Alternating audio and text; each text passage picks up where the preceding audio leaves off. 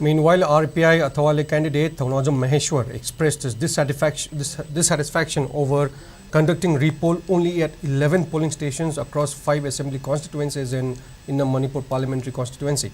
Speaking to media, Maheshwar stressed that there is ample evidence of violence marred by alleged intimidation and firing during the first phase poll on April 19th. Expressing his resentment over ECI's order for repoll at only 11 polling stations, he stated that RPI Athawale had demanded repolls at 21 polling stations. Maheshwar further maintained that RPI will continue to urge the ECI for repolls at the remaining polling stations. Tasena haragadi thola iba trama thoise sina penba phaudri nuaitaba thodok yamna thopai mafam program leigre adugi yauraktaba se yam sigi complaint amuk leptana tawgini hozik trama thoisidang natab mafam sing walawriba sing sina kumain tawbano jaga miyam amda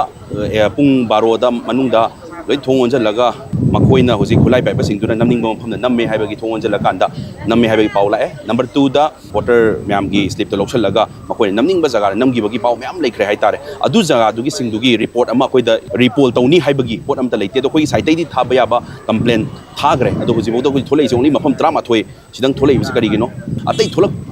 wali basina si kari manungda kai conspiracy manungda kai lobby sanari bano haibase si wahang ama hangningi adona democracy wan thok lehendaba lehengidaba haibase yam nungai jade aduna sigi walawri basing tasena nungai taba thodok thokhiba sing sigi su yam thuna repoll isian thopira aga yam thuna amta walawri ba repoll tawgadaba sing sigi su repoll tawanbi